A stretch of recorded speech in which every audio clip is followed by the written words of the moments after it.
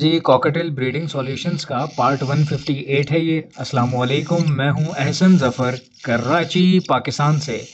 जैसा कि आप देख रहे हैं ये कॉकटेल्स के बच्चे हैं मेरे पास और ये दोनों अल्बाइनो हैं, रेड आइज़ हैं। और मैं आपको बताता हूँ कि मैंने इनको बाहर क्यों निकाला हुआ है। अच्छा, वैसे मौसम बहुत ठंडा हो रहा है तो मैं हैंड फीड नहीं करवाता सर्दियों में, क्योंकि आपको पता है कि टेम्परेचर बहुत नीचे गिर जाता है, यानी कि टेम्परेचर जो है वो ठंड हो जाती है बहुत ज़्यादा। तो इसलिए मैं सर्दियों में हैंड फीड करवाता ही नहीं हूँ। और दूसरी अच्छी बात ये होती है कि पेरेंट्स जो हैं वो सर्दियों में, विंटर में बच्चों को सही से फीड करवा रहे होते हैं, तो मसला आता नहीं है। अब मैं आपको बताता हूँ, मेरे सारे पेयर्स ने ब्रीड की हुई है और सबके पास, किसी के पास 4 बच्चे, किसी के पास 3 बच्चे, किसी के पास 5 बच्चे। तो सारे पेयर्स जो हैं वो इस वक्त ब्रीडिंग पर हैं। और सब ने क्या किया हुआ है, 2-2 इनो के बच्चे निकाले हुए हैं। किसी के पास 2 इनो के हैं, 2 ब्लैक आइज़ में हैं, किसी के पास 3 इनो के हैं, 1 ब्लैक आइज़ में, किसी के पास 3 ब्लैक आइज़ में और 1 इनो का निकला हुआ है। तो सारे पेयर अपने बच्चों को फीड करवा रहे हैं। ये जिस पेयर के 2 बच्चे आपको नज़र आ रहे हैं, जिस इनके जो पेरेंट्स हैं, उन्होंने 4 बच्चे दिए और चारों के चारों इनो निकला है। अब सारे पेरेंट्स, बाकी पेयर के जितने भी पेरेंट्स हैं, वो सब अपने बच्चों को ठीक से फीड करवा रहे हैं और सब कुछ सही जा रहा है।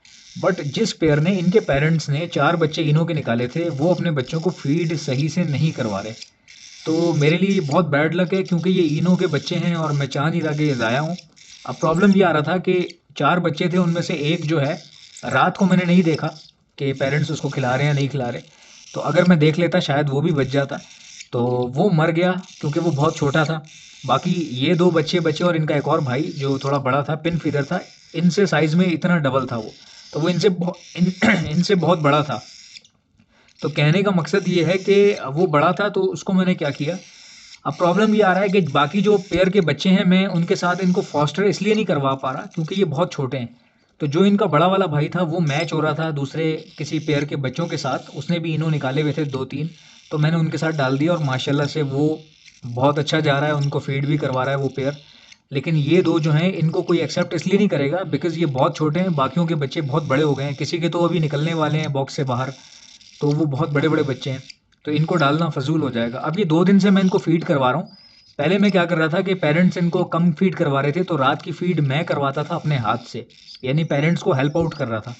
अब सारे पेयर मेरे पास ठीक हैं, लेकिन देखें ये अल्लाह ताला की आज़माइश है कि जो पेयर मेरे पास सारे बच्चे इन्हों के निकले हैं जिसमें से, वो थोड़ा-सा मुझे प्रॉब्लम क्रिएट कर रहा है। तो कोई ऐसा मसला नहीं है, आप याद रखें हर कॉकटेल बुरा नहीं होता। जैसे मेरे पास कोई पेयर प्रॉब्लम नहीं कर रहा बस सिवाय एक के, ठीक है? अब इस एक पेयर को मैं रिप्लेस नहीं कर सकता, सेल नहीं कर सकता, उसकी वजह ये है कि माशाल्लाह सारे बच्चे इसके इनो के निकलते हैं, कभी-कभार 3-3 बच्चे इनो के निकालता है। तो इसके बच्चे मैं फॉस्टर कर देता हूँ अमूमन दूसरे पेयर्स के नीचे। इस बार सेटिंग कुछ ऐसी हुई कि इनकी ब्रीड कुछ ऊपर के गैप, नंबरिंग के गैप से आई, ऐसे गैप से आई कि बाकियों के बच्चे बहुत बड़े हैं और ये बहुत छोटे हैं। तो इसलिए इस बार मैं इनको नहीं कर पा रहा, इनको फॉस्टर नहीं कर पा रहा, यानी कि फेर नहीं सकता मैं किसी और के बच्चों के नीचे। तो 2 दिन से पिछले मैं इनको फ़ीड करवा रहा हूँ। पहले मैं पेरेंट्स के साथ ही रख रहा था, इनको फ़ीड करवाने के बाद बॉक्स में ही डाल देता था वापस। तो कभी-कभार पेरेंट्स भी थोड़ा बहुत खिला रहे थे। तो मैं ये चाह रहा था कि कंप्लीटली मुझे ना पालने पड़े। लेकिन अनफॉर्च्यूनेटली मुझे ऐसा लग रहा है कि मुझे इनको कंप्लीटली हैंड फीड पे ही रखना पड़ेगा अपने पास। और उससे एक और नुकसान ये होगा कि वो जो पेयर है वो फ़ौरन, जिसके बच्चे ये मेरे पास रखे हुए हैं, जिसके बच्चे मैं हैंड फीड पे उठा रहा हूँ, ये फ़ौरन ब्रीड कर देगा और फिर से वही गैप मेंटेन हो जाएगा। यानी कि वही फॉस्टरिंग का इशू अगली ब्रीड में भी आ सकता है, क्योंकि बाकी पेयर के बच्चे अभी बॉक्सेस से निकलेंगे 5-6 दिन बाद, फिर सेल्फ होने में 10-15 दिन लगेंगे। तो उसके बाद जो है वो पेयर ब्रीड करेंगे बाकी सारे। तो ये पेयर फिर इस बार जो है ना, अब इस पेयर के बच्चे बड़े होंगे, तो मे बी अल्लाह ना करे अगली बार प्रॉब्लम आए तो फिर शिफ्ट करने में प्रॉब्लम होती है, फॉस्टरिंग करने में। देखें ये तो लक की बात है, सेटअप चलाना आना चाहिए आपको। कई लोग कहते हैं कॉकटेल मुश्किल है, ऐसे है वैसे है। मेरे पास ब्रीड आ रही है, सब कुछ सही चल रहा है, दिमाग लड़ाना पड़ता है। अगर मैं चाहूँ इन बच्चों को फेंक दूँ, ठीक है? अगर मैं इन बच्चों को किसी को दे दूँ, क्योंकि मेरे पास तो ब्रीड बहुत अच्छी आ रही है ऑलरेडी, इनके बावजूद अगर ये ज़ाया हो जाते हैं उसके बावजूद भी मेरे पास बहुत अच्छी ब्रीड आ रही है, बहुत अच्छा रेवेन्यू जनरेट हो रहा है। लेकिन कहने का मकसद ये है कि जो समझदार आदमी है, ज़रा-सा एफ़र्ट कर लेंगे अगर आप, अगर मैं इन बच्चों को थोड़ा-सा खिला दूँगा तो कोई क़यामत नहीं आ जाएगी। 2 मिनट लगते हैं हैंड फ़ीड करवाने में, मैं तो पुराना बंदा हूँ, मुझे इतना टाइम नहीं लगता। तो अगर बच्चे भी इनो के हैं, तो अल्बिनो जो है एक एक्सपेंसिव ब्रीड है, तो कोशिश करें कि हमेशा पेरेंट्स पे नज़र रखें। कौन से पेरेंट्स किस बच्चे को कम खिला रहे हैं, उसको आप खिला दिया करें थोड़ा-सा, यानी पेरेंट्स के साथ ही रखें उसको। अगर वो मटकी में है, बॉक्स में, उसी में रहने दें। जिस बच्चे को पेरेंट्स कम खिला रहे हैं, उसको आप हाथ से उठाएँ और एक इंजेक्शन में थोड़ा-सा अपना आटा वगैरह जो है वो पानी में सेरेलैक की तरह, जैसे हम सेरेलैक बनाते हैं ना जिस डेंसिटी का, उस डेंसिटी का बनाकर आप उस बच्चे को फीड करवा के वापस रख दें पेरेंट्स के साथ, ताकि अगर पेरेंट्स उसको फीड करवाना चाहें तो वो भी करवाते रहें उसको। यानी इतने छोटे बच्चे जो है वो आप सेल्फ पे कभी ना उठाएं। अब मेरी तो मजबूरी बन गई, मैंने आपको बताया कि अगर मैं इनको नहीं उठाता तो कोई हल नहीं है उसके बाद। तो अब मैंने मजबूरन इनको उठा लिया, मौसम भी ठीक नहीं है। इस उम्र के बच्चे माँ बाप के पैरों के नीचे होने चाहिए। आप या तो फिर ब्रूडर होना चाहिए आपके पास, बल्ब लगा हुआ हो, इतनी हीट इनको प्रोवाइड हो जितनी माँ बाप के पैरों में प्रोवाइड होती है। अब मैं अपने स्टोर रूम में बैठा हूँ इनको लेके। आप समझ सकते हैं कि घर वाले भी बड़ा तंग होते हैं इन चीज़ों से, कि चैनल भी है, बर्ड्स भी रखे हुए हैं घर में, फिर जो फीड नहीं करवा रहे उनको भी बाहर निकाल के फिर दूसरे रूम में तुम फीड करवा रहे हो। तो कहने का मकसद है कि ये जो लोग मोहब्बत करते हैं परिंदों से वो समझ सकते हैं इस चीज़ को। तो अब माशाल्लाह ये बिल्कुल सही जा रहे हैं, मैं इनको आटे से फीड करवा देता हूँ और अभी मैं आपको फीड करवा के दिखाऊंगा। ठीक है, वीडियो बनाने का मकसद क्या है, लोग परेशान होते हैं, कहते हैं कॉकटेल ब्रीड नहीं करता, ऐसे नहीं करता, वैसे नहीं करता। अब इनके पेरेंट्स को मैं सॉफ्ट फूड भी डाल रहा हूँ, मगर पता नहीं क्या बात है। एक दिन मैं आपको बताता हूँ, बड़े मज़े की बात है। एक दिन मैंने बॉक्स खोल के चेक किया, चूँकि जिस पेयर पे मुझे शक होता है कि ये बड़ा पेयर जो है ना कुछ थोड़ा बहुत हराई बंद कर रहा है मेरे साथ, तो उस पेयर पे मैं नज़र रखता हूँ बच्चों को जो नहीं खिला रहा होता। तो एक दिन मैंने बॉक्स खोला, देखा बच्चों के गले में पानी भरा हुआ है, पानी भरा हुआ है। तो मैंने पेयर को चेक किया तो मैंने देखा वो खाना खा ही नहीं रहा है, पेयर पेयर मेरा दाने खा ही नहीं रहा, वो पानी पी के पानी की फीड करवा दी उसने। तो अब बताएं कि कितनी तकलीफ़ में होंगे ये बच्चे, कि मैंने मजबूरन फिर इनको निकालना पड़ा। मैं सॉफ्ट फूड डालता तो फिर इन्होंने एक दिन फीड करवाया पेरेंट्स ने, उसके बाद फिर छोड़ दिया। तो यानी कि मुझे नज़र रखनी पड़ी।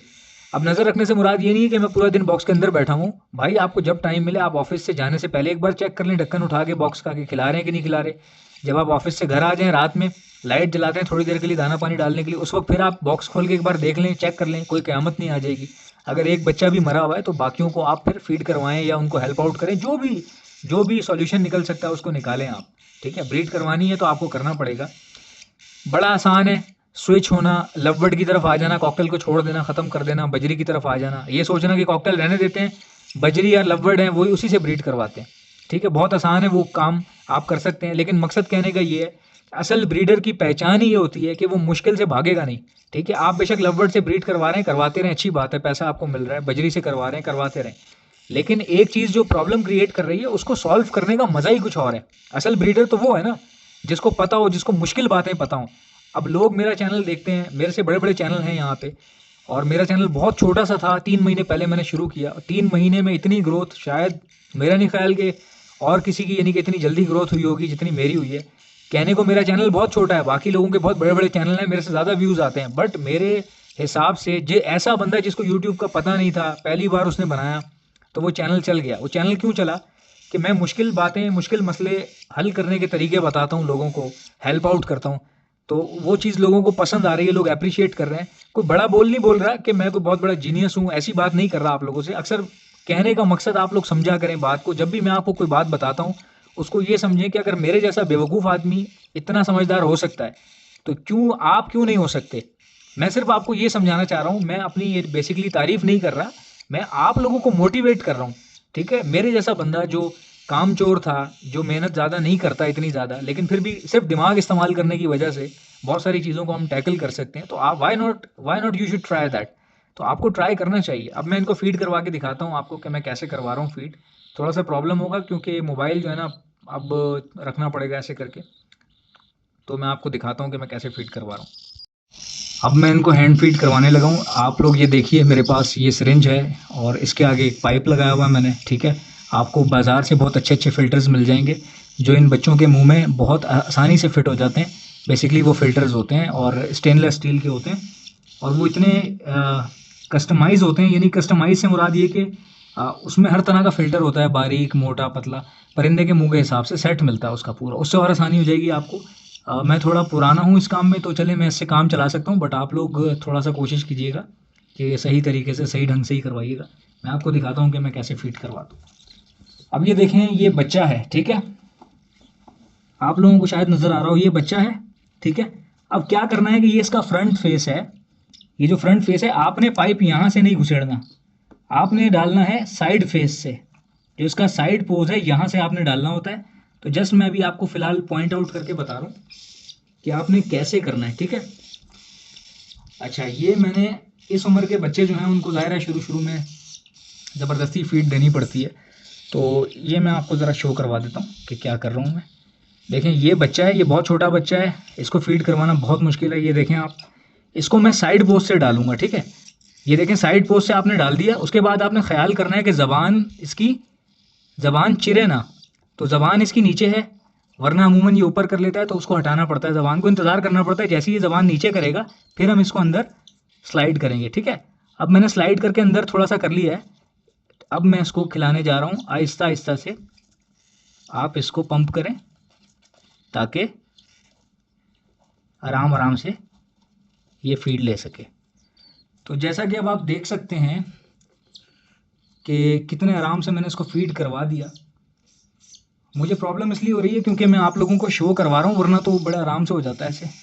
और अहम चीज़ ये होती है कि जो आप खिला रहे हैं वो मुंह पे लगे ना, ठीक है। फिर मैं आपको दिखाता हूँ।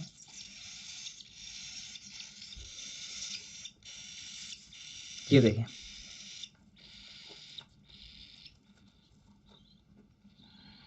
ठीक हो गया जी।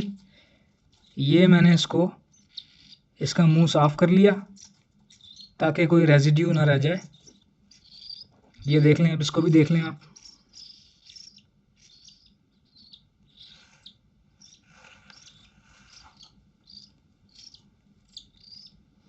मैं अपने स्टोर रूम में मौजूद हूँ, मैं यहीं पे ही वीडियो अपनी शूट करता हूँ। इस कमरे की हालत बहुत ख़राब है, मैं यहीं पर ही सोता हूँ।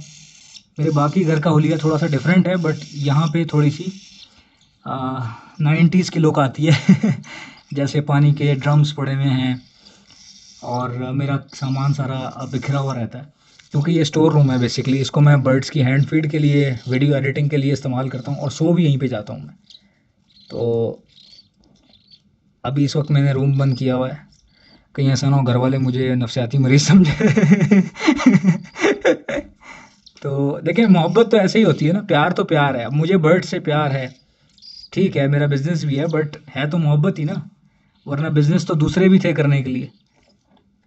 ये देख, ये रहा, ये बड़ा वाला है। अब इसको क्या करना है, ऐसे पकड़ना है साइड से, ज़बान नीचे करने का इंतज़ार करना है। नीचे कर ली, अब इसके अंदर घुसेड़ देना है। और ये देख लीजिएगा कि बर्ड को प्रॉब्लम ना हो। देखें अभी इसको प्रॉब्लम हो रही थी थोड़ी सी, मैंने निकाल लिया वापस, ठीक है। ये तंग करेंगे आपको फर्स्ट टाइम, शुरू में, जो शुरू के सेकंड 3 डेज़ जो होते हैं उनमें प्रॉब्लम करते हैं। अब देखें मैंने खिलाना शुरू कर दिया इसको।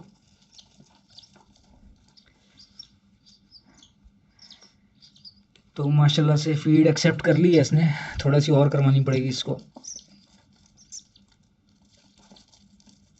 अच्छा, गिरनी नहीं चाहिए। आज फर्स्ट टाइम ऐसा हुआ है कि वीडियो कैमरा रखा हुआ है सामने, थोड़ी सी ओवरफ्लो हो गई है, बट इट्स ओके। इसके ऊपर नहीं हुई, नीचे बुरादे पे गिर गई है, इट्स ओके।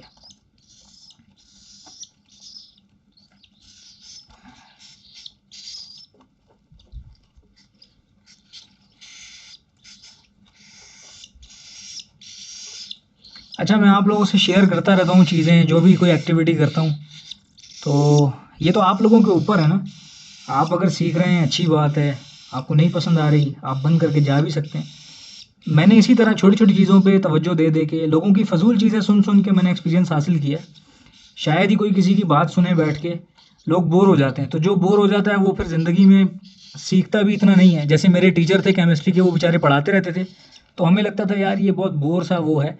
तो फिर देखें ना हमारी ज़िंदगी में के नुकसानात भी तो हुए ना उस चीज़ के। नंबर कम आए, बाकी बच्चों के अच्छे आ गए, उनको रिस्पेक्ट मिली, हमें नहीं मिली। तो ये भी उसी तरह ही है, चीज़ें आप समझेंगे, सुनेंगे, ब्रीड करवाएंगे या किसी ब्रीडर के साथ बैठते हैं तो एटलीस्ट आपको पता होना चाहिए कि फिंचेस जो है वो बुरादे का घोंसला नहीं बनाती, और कॉकटेल को हम घास नहीं डाल सकते एज नेस्टिंग मटेरियल। ये चीज़ें तो पता होनी चाहिए ना। अगर आप किसी को इतनी भी समझ नहीं है और उसको परिंदों का शौक़ फिर भी है, तो इट मीन्स कि उससे नालायक आदमी ज़्यादा कोई हो नहीं सकता। अब देख लेते हैं फाइनली कि इनको हो गया है कि नहीं हुआ। ये देखें आप, भर गए इनके, ठीक है। अब they are looking quite comfortable, so we can leave them with their bumpy stomachs.